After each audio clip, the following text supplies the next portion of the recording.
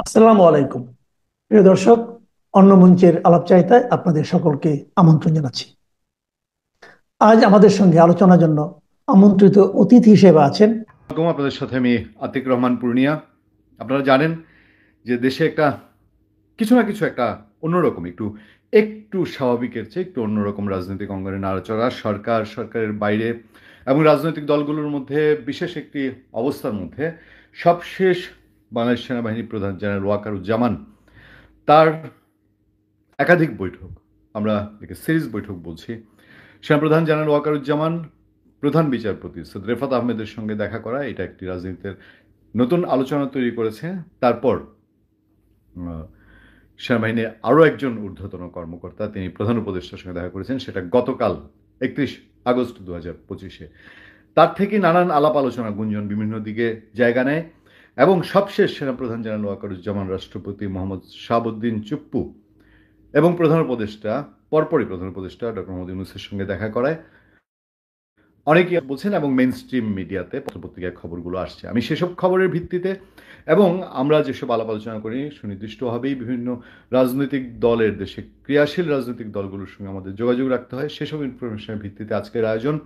এবং এই আজকের আয়োজনে সেনাপ্রধানের সবশেষ যে বৈঠকগুলো, এই বৈঠকগুলো নিয়ে যেই আলাপ আলোচনা হচ্ছে সেই প্রেক্ষিতে যাওয়ার আগে একটু আমি সবশেষ প্রেক্ষাপটগুলো একটু আপনাদেরকে মনে করিয়ে দিতে চাই এবং এগুলো খুবই গুরুত্বপূর্ণ, সিগনিফিক্যান্ট এবং নিশ্চয়ই এগুলোর সঙ্গে একটা যোগসূত্র আছে।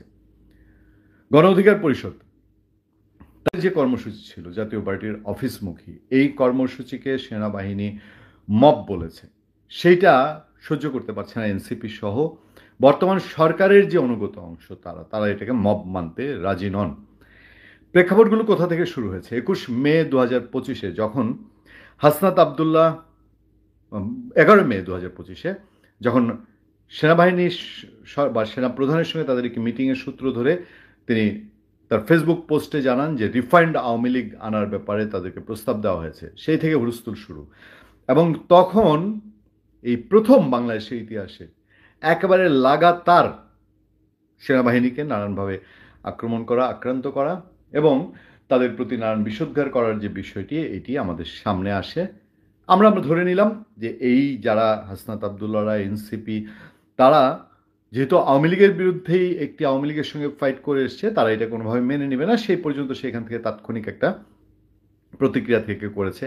এরপর এটা থেকে চলছিল এবং সবশেষ অফিসার অ্যাড্রেসে সেনাপ্রধান যখন তাদেরকে অনেকটা আমি বলেছি যেটা অনুকম্পার দৃষ্টিতে দেখেছেন যে এরা ছোট ছোট ছেলে পেলে বড় হলে লজ্জা পাবে, সেই পর্যন্ত আমরা মেনে নিয়েছি বা বুঝে নিয়েছি যে ওকে, সেনাবাহিনী যেহেতু সফট অ্যাঙ্গেলের দেখছে, সোদের বিষয়টা হয়তো ততটা গুরুতর কিছু না। কিন্তু গত কয়েকদিনে আপনাদেরকে খেয়াল করে দিই, এর মধ্যে দিয়েই আমি যেসব ঘটনাবলী বলছি এইসবের মধ্যে দিয়েই ইনকাম মঞ্চের একটা ছেলে আছে যে কিনা আপনার যে ভাষায় সে কথা বলছে আপনারা দেখেছেন কিনা, নিশ্চয়ই চিন্তা করছেন যে এরকম ভাষায় এই যে যেটা আমরা শুনছি।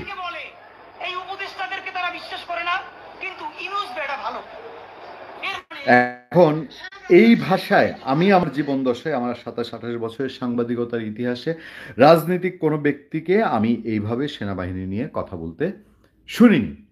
আমার অন্তত মনে পড়ে না। গত 2 দিনে যখন আপনার নুরুল হক নূরের গণ অধিকার পরিষদের কর্মসূচি ঘিরে কাকরাইল উত্তপ্ত হলো, তারপর যেসব বক্তৃতা বিবৃতি আমরা দেখতে পাচ্ছি এবং সবশেষ এই যে এনসিপির নেতারা 6 জন তারা চীনে ছিলেন, চীন থেকে গতকাল মধ্যরাতে এসছেন, মধ্যরাতে এসে দেশে পা দিয়ে এনসিপির প্রধান নাহিদ তিনি কি বলছেন এসব বিষয়ে শুনেছেন?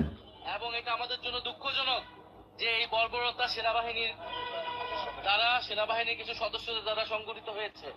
সেনাবাহিনীর অফিসারদের পক্ষ থেকে তাদেরকে প্রথমে হুমকি দেওয়া হয়েছে এবং সেই হুমকি 10 মিনিটের পরবর্তীতেই এই হামলার ঘটানো হয়। আপনারা শুনেছেন কিনা? সে দাবি করছে যে সেনাবাহিনীর ঊর্ধ্বতন কর্মকর্তারা নূরকে হুমকি দিয়েছে এবং তারপর এই সেদিনের অ্যাকশনগুলো শুরু হয়। পরিচালিত হচ্ছে সেনাবাহিনী কাদের নির্দেশনায় পরিচালিত হচ্ছে এই বিষয়ে কিন্তু প্রশ্ন উঠছে। সেটা যদি অনাকাঙ্ক্ষিত হয়ে থাকে, দুর্ঘটনা হয়ে থাকে, সেনাবাহিনীর উচিত ছিল নিঃশর্তভাবে দুঃখ প্রকাশ করা, ক্ষমা প্রার্থনা করা যে একজন রাজনীতিবিদকে, ফ্যাসিবাদ বিরোধী রাজনীতিবিদকে এইভাবে রাস্তায় ফেলে পেটানো হয়েছে। আপনারা নিশ্চয়ই শুনতে পাচ্ছেন। আমরা দুঃখজনক ভাবে দেখেছি যে আইএসপিআর এর যেই বিবৃতিতে তারা মানে দিয়েছে, আমাদের কাছে এটা অস্বাভাবিক। বাংলাদেশের রীতি, কিছু তো রীতিনীতির ব্যাপার আছে, কিছু সেনাবাহিনী বর্তমান ওয়াকারুজ্জামান সাহেব তিনি 5 আগস্টে খুব ভালো, তার বাহিনী যখন গোপালগঞ্জে এই নাহিদ হাসনাতদেরকে তাদেরকে সেভ করে এনেছে তখন খুব ভালো সেনাবাহিনী। আমি অনেকবার বলেছি আমি এই ছেলেদের গোপালগঞ্জে কোনো খারাপ পরিণতি হোক এটা প্রত্যাশা করি না, কোনোভাবেই কাঙ্ক্ষিত ছিল না। আমি বারবার বলেছি যে অন্তত বিশৃঙ্খলা না হোক। এই ছেলেরা গোপালগঞ্জ পর্যন্তও ভালো, গোপালগঞ্জ থেকে ঘুরে এসেও সার্জিস তেল মেরে পোস্ট দিচ্ছে সেনাপ্রধানকে। এখন আবার সেনাবাহিনী খারাপ, সেনাবাহিনী কেন, আইএসপিআর কেন তার বিবৃতিতে এটাকে মব বলল? আপনি দেশে একটা স্বীকৃত রাজনৈতিক দল, এই রাজনৈতিক দলের অফিস ইট খুলে নিয়ে আসার ঘোষণা দিয়ে আপনাকে বুঝায় পারা যাচ্ছে না, মাইক দিয়ে বুঝিয়ে পারা যাচ্ছে না, আপনাকে বারবার রিকোয়েস্ট করে পারা যাচ্ছে না, পুলিশ হুইসেল বাজিয়ে পাচ্ছে না, আপনি যাবেনই। এবং পরের দিন গিয়েছেন আপনি, এর আগের দিন কি ম্যাসাকার করতে না সহজে যাই না, সেইটাকে কেন সেনাবাহিনী মব বলল এইটা মানতে পারছে না এনসিপি। এনসিপিকে ডক্টর মোহাম্মদ ইউনূসের স্নেহধন্য তার কিংস পার্টি হিসেবে পরিচিত এই ছেলেরা, যাদেরকে নিয়ে মোস্ট পারলে বিএনপি এবং জামাতে ইসলামের চেয়ে বেশি গুরুত্ব দেন, পারেন না বলে।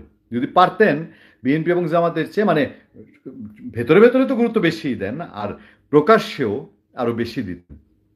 সেই ছেলে নাহিদ ইসলাম সে বলছে আইএসপিআর এর ওই বিবৃতি প্রত্যাহার করতে হবে, মানে একটা মিথ্যা গ্রহণ করতে হবে সেনাবাহিনীকে, যে সেনাবাহিনী ওটাকে কেন মব বলেছে এবং তারা নাকি গণতান্ত্রিক একটা দলের উপরে তারা গণতান্ত্রিক একটা কর্মসূচি ছিল এটার মধ্যে হানা দিয়েছে। ব্যাপার কি আসলে তাই?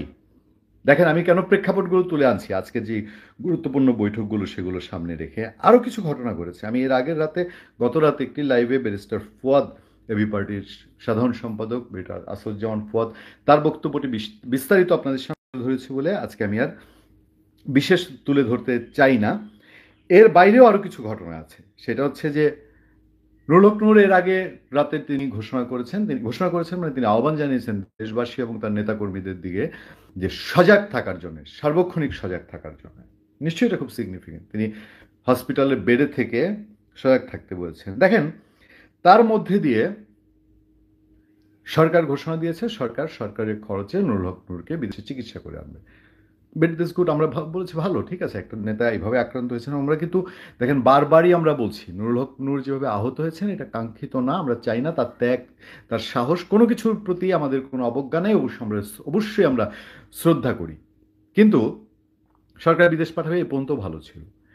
আজকে দেখলাম রাশেদ বলছে সেক্রেটারি যে নিরাপত্তার কথা চিন্তা করে নূরকে বিদেশ পাঠিয়ে দেওয়া।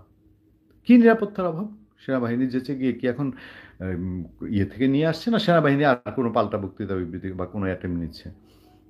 মামলা তো আমরা অতীতকালে রাজনৈতিক মামলা বহু রকম দেখেছি। প্রয়োজনে নূরের নামেও তো মামলা হওয়ার মতো প্রেক্ষাপট ছিল। নূর বলছেন তিনি সুস্থ হয়ে মামলা করবেন। সালে বিষয়টা কি এরকম যে দ্রুত তার যে ইনজুরি, আমি আবারও বলছি, তাকে ছোট করে বলছি না, তার ইনজুরি, তার লাঠির আঘাতে অনেকগুলা লাঠি নাড়ানাড়ি হচ্ছিল এবং আঘাতও করছিল তাকে, অবশ্যই এটা অস্বীকার করার উপায় নেই। তার মধ্যে দিয়ে লাঠি আঘাতে তার নাকের এই জায়গাটা ভেঙেছে। আমাদের ছোটবেলায় আমাদের স্কুলে বন্ধুবান্ধব বলতো তোর নাকের নাকশাটা ফাটায় দেবো। এবং আমার বন্ধু মহলে প্রথম 20 জন আমার স্কুলের ছোটবেলার অন্তত 5-7 জনের নাকের এটা ভাঙা। এবং আমি দেখেছি এটা ভাঙলে পরে গড়গড় করে স্রোতের মতন বের হয়ে কাপড় চোপড় লাল হয়, কারণ এটা ভাঙলে প্রচুর ব্লিডিং হয়। নূরের এটা ভেঙেছে এবং তিনি পত্রপত্রিকাও রিপোর্ট এসেছে তিনি আজকে সুস্থ, কম্পারেটিভলি আশঙ্কামুক্ত আছেন। তারপরেও তাকে বিদেশ পাঠানোর প্রয়োজন হলে এরকম একটা ঘটনা ঘটেছে, ব্যাপার ছিল না। কিন্তু তার নিরাপত্তার জন্য যদি বিদেশ পাঠাতে হয় তাহলে প্রশ্নটি উঠে, এই যে তিনি আহ্বান জানিয়েছেন জনগণকে সজাগ থাকতে, তাহলে দেশের চিকিৎসা নিয়ে রাজনৈতিক নেতারাই এত কথা বলেন, তাকে কেন বিদেশ পাঠাতে হচ্ছে? এবার আসেন সেনা প্রধানের এই সিরিজ বৈঠকগুলো নিয়ে, যেটা আমাদের আজকের মূল পয়েন্ট, যে সেনাপ্রধানের এই বৈঠকগুলো কিভাবে দেখা হচ্ছে। এই যে প্রেক্ষাপটের মধ্যে এই যে নাহিদ ইসলাম যেটা কমপ্লেন করলো, এই কমপ্লেনটা নুরুল হক নূরের প্রোফাইলে যদি ঢুকেন, সেখানে একজনকে পোস্ট দিয়েছে, নুরুল হক নূর সেটা ওন করে শেয়ার করেছে। স্পষ্টত সেনাবাহিনীর দায়িত্বশীল কয়েকজন কর্মকর্তার নাম শেয়ার করে বলা হয়েছে, তাদের হুমকি দেওয়া হয়েছে, এই হয়েছে সেই হয়েছে। আচ্ছা, সেনাবাহিনীতে যারা আছেন বাহিনীর তাদেরও তো একটা সেন্স আছে, তাদেরও তো সেন্স কাজ করে বলেই তারা 5 আগস্টে যে ভূমিকাটা নিয়েছিল সেটা হয়েছিল, তাই না? তারা তো চোখ বুজে ব্যারাকের মধ্যে বসে থাকেন না। তারা নিশ্চয়ই এগুলো দেখছেন। তাহলে ক্রিয়া প্রতিক্রিয়া সব দিকেই হচ্ছে। এই অবস্থার মধ্যে সেনাপ্রধান জেনারেল ওয়াকারুজ্জামান বৈঠক করেছিলেন প্রধান বিচারপতির সঙ্গে। এই জায়গাটা আমি আপনাদেরকে একটু ধরিয়ে দিই। প্রধান বিচারপতির ওই বৈঠকটি নিয়ে দেশের 2টি পত্রিকা, যাদেরকে সরকারের সমর্থক বলা হয়, তাদের 2টি রিপোর্টে ইন্টারেস্টিং 2টি জায়গা আছে। সেই জায়গার একটিতে প্রথম আলো এবং আমার দেশ দাবি করেছে যে ওই বৈঠকে প্রধান বিচারপতির সাথে সেনাপ্রধানের বৈঠকটি নিয়ম অনুযায়ী হয়েছে এবং সেই বৈঠকে পিলখানা হত্যাকাণ্ড এবং গুম কমিশন নিয়ে প্রধান বিচারপতির সঙ্গে কথা বলেছেন। আমি জানি না এটা ডক্টর মোহাম্মদ ইউনূসের এখানে কনসার্ন কতটুকু আছে এবং সত্যিকার অর্থেই সেটুকু হয়েছে কিনা, নাকি আমার দেশের জায়গা থেকে বলেছে, এটা আমার একটু বুঝতে বাকি আছে। প্রথম আলো এবং আমার দেশের 2টি খবরই আমার সামনে আছে এবং প্রথম আলো যে জায়গাটায় বলছে, প্রথম আলোর একটা লাইন খুব ইন্টারেস্টিং তার নিউজের, তবে তার ফিনিশিংটা আমি আপনাদেরকে বলি। ফিনিশিংটা সে বলছে যে সংশ্লিষ্ট সূত্র বলছে রাষ্ট্রপতি, প্রধান উপদেষ্টা ও প্রধান বিচারপতির সঙ্গে সেনাপ্রধানের সাক্ষাৎ নিয়ম ও রীতিমাফিক হয়েছে। বৈঠকগুলো সৌহার্দ্যপূর্ণ পরিবেশে অনুষ্ঠিত হয়। অনেকে এসব বৈঠক নিয়ে নানান জল্পনা ও বিভ্রান্তি তৈরি করেছেন, সেগুলো পুরোটাই আমূলক। আমি যে কারণে হেডলাইনে বলছি এটাকে কেবলই গুঞ্জন কিনা। কিন্তু এই রিপোর্টে প্রথম আলো একটা লাইন লিখেছে এরকম, দেখেন, যে উল্লেখ্য সেনাপ্রধান গত রোববার প্রধান বিচারপতি সৈয়দ রেফাত আহমেদের সঙ্গে তাঁর বাসভবনে সাক্ষাৎ করেছেন। ওই সাক্ষাতে আইনি ও অন্যান্য কিছু বিষয়ে আলোচনা হয়। সেটা কি? এই লাইনটার অর্থটা কি? এটার একটা সিগনিফিকেন্স আছে না, একটা গুরুত্ব আছে না? সেনাপ্রধান আমার দেশ যেটা বলছে পিলখানা হত্যা এবং গুম নিয়ে কথা বলছেন, বলতেই পারেন প্রধান বিচারপতির সঙ্গে, কিন্তু সেটা প্রোটোকলের মধ্যে, একটা সিস্টেমের মধ্যে কতটুকু কিভাবে ছিল, এটা অনেকেই আলোচনা করছেন। দ্বিতীয়ত হলো যে এই যে এই আইনি ও অন্যান্য বিষয়ে আলোচনাটা কি, এটা কি জনগণের কিছু ধারণা তৈরি হয় না? কিছু তো মাথায় কাজ করে। সেনাপ্রধান যখন এই ছোটাছুটি করছেন, প্রধান বিচারপতি, দেন হচ্ছে রাষ্ট্রপতি শাহাবুদ্দিন চুপ্পু, এবং রাষ্ট্রপতি শাহাবুদ্দিন চুপ্পুকে যে এই সরকার, তার অনুগত যারা আছেন, এটা এনসিপি বলেন, জামাতে ইসলামী বলেন, বৈষম্যবিরোধী ছাত্র আন্দোলন প্ল্যাটফর্ম বলেন, অথবা আপনি যদি অন্যান্য পার্টি, গণ অধিকার পরিষদ, এবি পার্টি বলেন, তারা কিন্তু সরিয়ে দেওয়ার জন্য একাট্টা হয়েছিলেন। এখন পর্যন্ত তারা সরিয়ে দিতে চান। এই জায়গাটা ঠেকেছে কি কারণে? দেশের মানুষ জানে না কেন রাষ্ট্রপতি শাহাবুদ্দিন চুপ্পুকে তারা চাইলেও সরাতে পারেননি।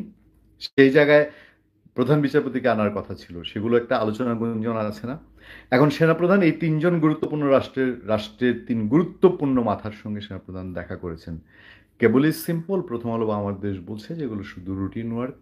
এর আগের দিন তো সেনাপ্রধানের বিশেষ স্টাফ, প্রিন্সিপাল স্টাফ অফিসার, তিনি দেখা করেছেন প্রধান উপদেষ্টার সঙ্গে, সেটাও বলা হচ্ছে রুটিন ওয়ার্ক। তো সেনাপ্রধান সব জিনিস জানিয়ে থাকেন। আজকে প্রথম আলো এবং আমার দেশ সহ পত্রিকা হাইলাইট করছে সেনাপ্রধান যে চীন সফরে ছিলেন 20 আগস্ট থেকে 27 আগস্ট, সেই সম্পর্কে অবহিত করা হয়েছে। রাষ্ট্রপতিকে অবহিত করার নিয়ম।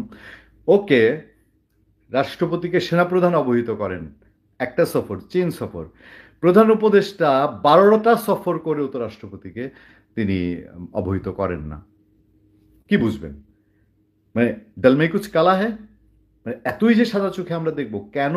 এখন যারা আমরা তো 27-28 বছর বাংলাদেশের মেইন স্ট্রিম মিডিয়াতেই কাজ করেছি, 4টা দেশের প্রধান চ্যানেলে কাজ করেছি এবং সাংবাদিকতার সমস্ত নর্মস মেনে এই সোশ্যাল মিডিয়া ব্লগিংয়ে আমরা এখন কাজ করি, ইউটিউবিংয়ে কাজ করি, বা এর আগেও আমি বাংলাদেশের প্রথম সারির 7টা পত্রপত্রিকায়, প্রথম সারির বলছি, যেগুলোর নাম শুনলে মানুষ চেনে, সেগুলোতে কাজ করেছি। সুতরাং এই রুলস অ্যান্ড নর্মস মেনেই তো আমাদেরকে কথা বলতে হয়। এখানে আমরা যা ইচ্ছে চাই মন গড়া গতানুগতিক একজন ইউটিউবার বা ব্লগারের মতো আমরা কথা বলতে পারি না। সেই জায়গা থেকে আমি কি এই প্রশ্নগুলো তুলতে পারি না যে এটা যেভাবে খুব সরলীকরণ করা হচ্ছে, সরলীকরণের জায়গা নাই। এটা বডি ল্যাঙ্গুয়েজ দেখলে ব্যারিস্টার ফুয়াদের বা নাহিদের অথবা আহত নূরের টোন শুনলে বোঝা যায় না, কিছু ধারণা করা যায় না যে একটু কি হাঁটুর নিচে ঝাঁকুনি আছে কিনা? আপনারা খেয়াল করছেন কিনা? আমাদের প্রশ্ন ভুল আছে কিনা? এই বিষয়গুলো কিছু না কিছু তো একটা হচ্ছে, যত কিছুই বলেন কিছু না কিছু হচ্ছে। এখন এটা সত্যিকারে কোন পক্ষের জন্য হচ্ছে না হচ্ছে। বারবারই কথা হচ্ছে জাতীয় পার্টি আছে, আমাদের অনেক আওয়ামী লীগ চলে আসছে, এদিকে আওয়ামী লীগের মিছিলের খবর পাওয়া যায়, যেটা ব্যারিস্টার ফোয়ার মিটিংয়ে বলেছেন যে হঠাৎ করে এত বড় মিছিল ধানমন্ডির 27-এ আওয়ামী লীগের মিছিল, এই 27-এ কিন্তু এর আগেও মিছিল করতে গিয়ে আওয়ামী লীগের লোকজন ধরা খেয়েছে, কিন্তু গতকালকে মিছিল হয়েছে, গুলিস্তানে মিছিলের আওয়াজ শোনা গেছে। এইসব জিনিসকে তারা একটা দিকে নিয়ে যাচ্ছেন। এখন এটা কার পক্ষে যাচ্ছে? সেনা প্রধান তার এবারকার 5 আগস্টে তিনি তার যে অনুশাসনার পরিচয় দিয়েছেন, তার যে সিচুয়েশন কন্ট্রোলে রেখে একটা রক্তপাত এড়িয়ে গেছেন, এবং দেশের মানুষের তো একটাই প্রত্যাশা। আমি এক বন্ধুর সঙ্গে কথা বলছিলাম, বলছে ভাই আপনি কিসের কথা বলেন, গৃহযুদ্ধের কথা বাকি আছে কতটুকু? এখন তো ঘরে ঘরে ঝগড়া, এই যে বিশ্ববিদ্যালয়গুলোর মধ্যে এরকম ঝগড়া চলছে, প্রতিদিন খুলনায় আমার সাংবাদিক ভাই মারা গেছে, একটা না একটা ঘটছেই ঘটছে। এই নুরুল হকের ঘটনা, নুরুল হক নূরের ঘটনা দিয়ে আম, লতিফ সিদ্দিকী সহ যারা গ্রেফতার হলেন তাদেরটা কিছুটা চাপা পড়েছে, কিন্তু ঘটছে কিন্তু, এবং কোনোটাই স্বস্তিকর ঘটনা না, একটার পর একটা অস্বস্তিকর ঘটনা। দেশের আইন শৃঙ্খলা পরিস্থিতি এখন, পাগলেও বলে আমি রাত্রেবেলা রাস্তাঘাটে পাগলামি করবো কিনা, তার সেন্স ফিরে আসে। মধ্যরাতের রাস্তা বাইরে পাগলামি করে না, সে ঘরে নিরিবিলি করে, মানে এমন একটা আইন শৃঙ্খলা পরিস্থিতির দিকে গেছে। সেই সিচুয়েশনে হ্যাঁ, প্রথম আলো রিপোর্টে দেখলাম বলা হচ্ছে যে আইন শৃঙ্খলা পরিস্থিতিতে সেনাবাহিনীর ভূমিকা, এইটা রাষ্ট্রপতিকে সেনাপ্রধান জানিয়েছেন, প্রধান উপদেষ্টাকে জানিয়েছেন। তো আইন শৃঙ্খলা পরিস্থিতি কি, আইন শৃঙ্খলা পরিস্থিতি আনতে গিয়ে আজকে 1 বছরের উপরে যে সেনাবাহিনী আমাদের মাঠে, তেল তো বের হয়ে যাচ্ছে সবারই আর কাহাতক আর কত। সামনে একটা নির্বাচন, এটার জন্য কি পরিমাণ ঝক্কি নিতে হবে। যদিও এরই মধ্যে তারেক রহমান, মির্জা ফখরুল ইসলামকে তারা প্রত্যেকেই বলছেন যে গভীর একটা ষড়যন্ত্র টের পাচ্ছেন নির্বাচন বয়কটের। তাহলে কোনো একটা শক্তি যদি এতই সাংঘাতিক হয়ে ওঠে, এই যে ব্যারিস্টার ফুয়াদরা যেটা বলছেন যে কি 2,500 কোটি টাকা দিয়ে দিয়েছে সালম, সেটা কাজ করতে শুরু করেছে, কথা বলতে শুরু করেছে, এও যদি হয় মরার উপরে খাড়ার গার মতো, তাহলে এই আইন শৃঙ্খলা পরিস্থিতিকে আর কিভাবে ট্যাকেল দেওয়ার মতন ক্যাপাসিটি থাকবে, যখন সেনাবাহিনী মাঠে থাকার পরেও আজকে এই অবস্থা, নির্বাচন সামনে আসলে পরে কতটা কোন অবস্থা তৈরি হবে। তাই আমি বলছি যে বাংলাদেশ জাতীয়তাবাদী দল বিএনপি জিন্দাবাদ, জিন্দাবাদ। লিখছেন হচ্ছে মিজানুল হক, ওনাদের আজকে প্রতিষ্ঠা বার্ষিকী, তাদের দলের সেই প্রতিষ্ঠা বার্ষিকীতে আপনাদের দলেরই প্রতিষ্ঠা বার্ষিকীতে আপনাকে শুভেচ্ছা জানাচ্ছি। যাক, সেটা ভিন্ন প্রসঙ্গ।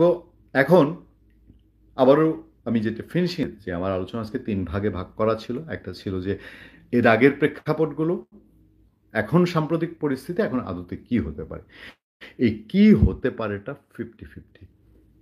হয়তো বর্তমান সরকারের যে কাঠামো, এই সরকারের পক্ষে নির্বাচন করা কোনোভাবে, এখন আমাকে বলতে বাধ্য হচ্ছে, নির্বাচন ফেব্রুয়ারিতে হবে না এটা আমি বলি না, নির্বাচন ফেব্রুয়ারিতে হয়তো হবে, বাট এই সরকার মান বাঁচানোর জন্য, আমরা তো এমন কথাও শুনি যে ডক্টর ইউনূস বিভিন্ন জায়গায় বলছেন যে আমার আর বেইজ্জতি কইরো, এই নির্বাচন আমি তুলতে গেলে অবস্থা খারাপ। এখন এটা ওনার, এবং উনি নির্বাচন চান, কিন্তু তার আশেপাশে যা আছে পাইক পেয়াদা সহ উপদেষ্টাদের মধ্যে অর্ধেক ম্যাক্সিমামই নির্বাচন চায় না। ফলে এই সরকারকে দিয়ে নির্বাচন তোলা সম্ভব না, এটা আমিও বিশ্বাস করতে শুরু করেছি। হয় তার নির্বাচনকালীন সরকারে যেতে হয়, অথবা যে অন্তর্বর্তীকালীন যে আমাদের ইস্যুটা, তত্ত্বাবধায়ক সরকার ইস্যুটা, যেটা খুব এখন বলা হচ্ছে যে হয়তো প্রধান বিচারপতিকে বলা হচ্ছে উনি যেন রিটায়ারমেন্টটা একটু আগে নিয়ে এবার দায়িত্ব নিয়ে অন্তত ইলেকশনটা করে দেন, এরকম একটা কোনো কিছুর দিকে, মানে একটা কিছু ভিন্নতা পরিবর্তন আসবে। এখন এটা কার ফেভারে যাবে, মানে আমি খুব ক্লিয়ার কাট যদি বলি যে এটা কি আওয়ামী লীগের ফেভারে যাবে নাকি আরো ডিসফেভারে যাবে, দক্ষিণপন্থীদের যাবে। এখন কি ফাইটটা এই জায়গায় চলছে যে দক্ষিণপন্থীরা চাচ্ছে তাদের যে অস্তিত্ব, যে অবস্থা আছে, এটাকে আরো শক্তিশালী করা, কোনো একটি বিপ্লবী সরকার প্রতিষ্ঠিত করে ফেলা, যেটা তারা অলরেডি বলছে যে আগে হয় নাই, ঠিক আছে এখন চলেন বিপ্লবী সরকার করি, বা এই সরকারকে আমরা অন্তর্বর্তী সরকারের তত্ত্বাবধায়ক সরকার হিসেবে ঘোষণা করি, করে আমরা নির্বাচনটা পার করে ফেলি, এরকম কোনো দিকে যাচ্ছে কিনা। একটা গুরুত্বপূর্ণ ইস্যু ছিল সেনা প্রধানের আজকে প্রধান উপদেষ্টা এবং রাষ্ট্রপতি মোহাম্মদ শাহাবুদ্দিন চপ্পুর সঙ্গে দেখা। তবে এইটুকু আমি আপনাদেরকে বলতে পারি, আমরা যেটুকু বুঝছি যে গভর্নমেন্টের যারা অনুগত রাজনৈতিক শক্তি, যারা জামায়াতে ইসলামী বলি, এনসিপি বলি, গণ অধিকার পরিষদ বলি, এবি পার্টি বলি, তারা যে রাষ্ট্রপতি শাহাবুদ্দিন চপ্পুকে সরিয়ে দিতে চেয়েছিলেন, এটা তো ওপেন সিক্রেট, এবং সেইটা ডক্টর ইউনূস নিশ্চয়ই সেটাও একমত ছিলেন, যে কারণে তিনি রাষ্ট্রপতিকে পাত্তা দেন না। তো উনি যেখানে আমাদের সঙ্গে যার কাছ থেকে শপথ নিয়েছেন তাকেই পাত্তা দেন না, তো ব্যারিস্টার ফুয়াদ বলছেন সেনা প্রধান ডক্টর ইউনূসের কথা শুনেন না।